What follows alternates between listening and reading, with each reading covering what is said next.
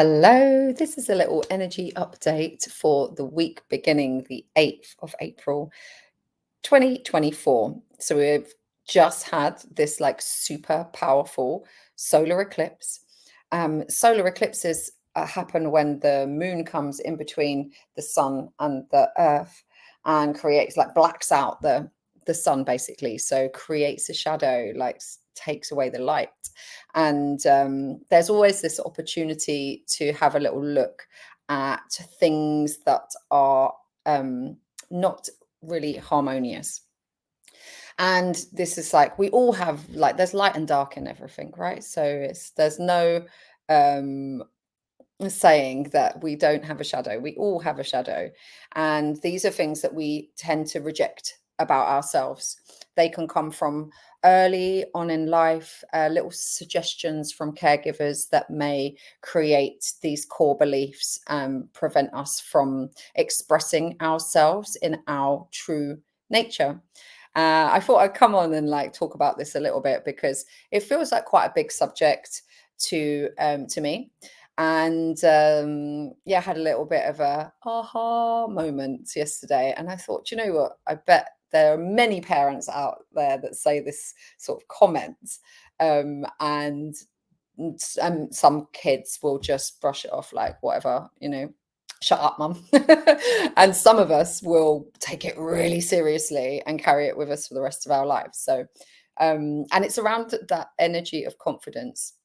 So I realized yesterday that I have been inhibiting my confidence because of a belief that it is linked to arrogance. So um, it doesn't have to be, right? Obviously, it's good to manage your confidence so that you don't become arrogant.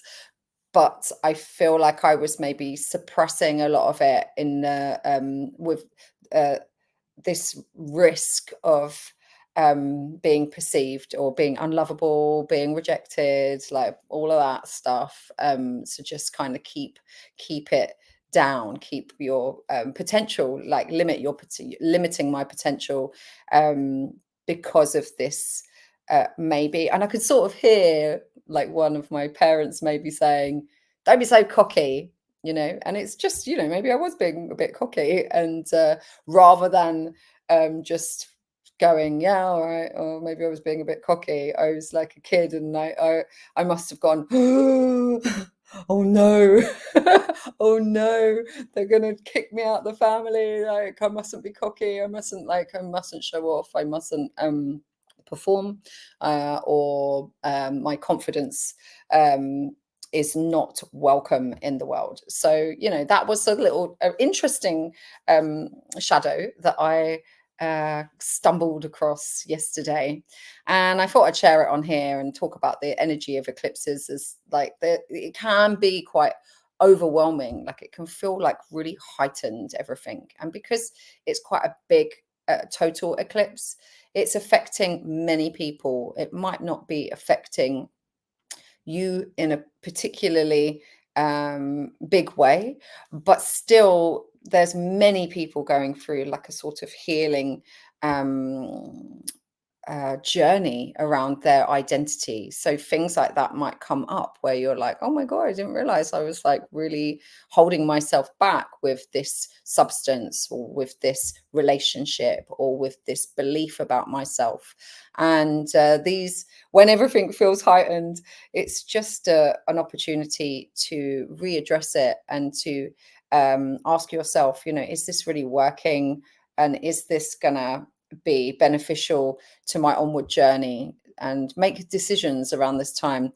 That's why like they're kind of turning points, eclipses. So we've been in this sort of bubble of change, if you like, and now we're kind of moving through the final stages of it. Anything that needs to go, it might be stripped from you if you can't make that decision yourself and you really needed to, or it might be that you're going through another 6 months of the same if you can't quite make that decision to change. And that's fine.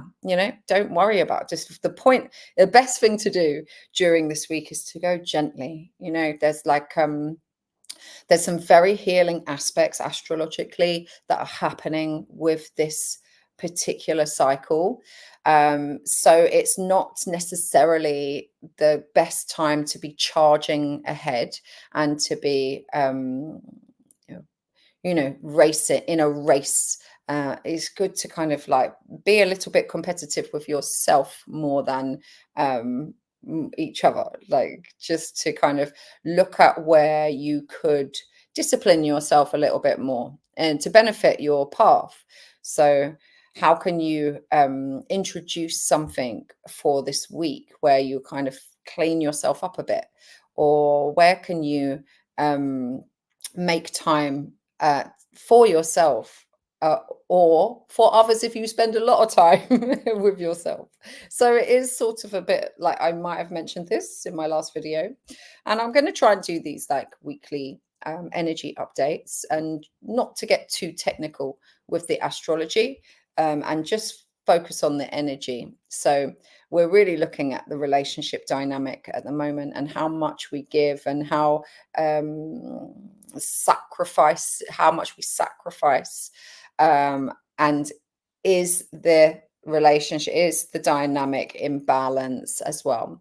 So how much do we give back to ourselves? If you're in the service industry, and you're giving all day, and then you're giving to your friends and giving to your family, how much time within your week do you feed yourself? How much time do you give to yourself? And what does that include? Does that include work, or does that include rest, play? These are all aspects of life that we would we grow from. So for me, one of my favorite things at the moment, I've been like using for the last few years as I've been changing my career, is the power nap. Oh my God. I love the power nap. And I know it's probably not deemed appropriate to just lay down and close your eyes for 20 minutes. But gee, it's like really restorative. And I function so much better after I've had that. I don't might not even snooze. I could just get to that point where I'm just that voice, that breath. Yeah. I really like it, and I really believe that it's really beneficial if you have quite a full-on working schedule, to just give yourself 20 minutes, like put a little timer on, have a little nap.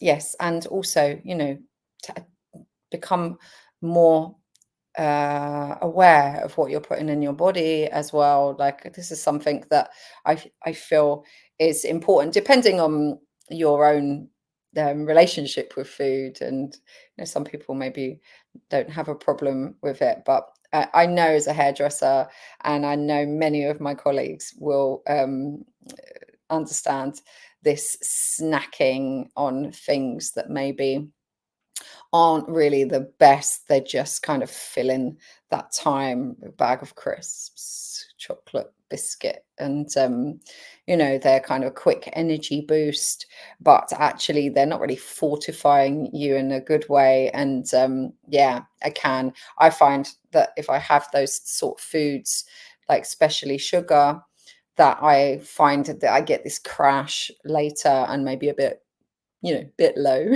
So trying to kind of reset my gut a little bit this week too. That's my little challenge for myself, is to cut back on the caffeine, like no caffeine this week, just this week, few days, and green tea is okay, but not all the oat milk and the sugar and the cappuccinos. And I'm just going to restrict that element, caffeine and sugar, and wheat. So just going to have more rice and vegetable based dishes, and yeah, reset a little bit.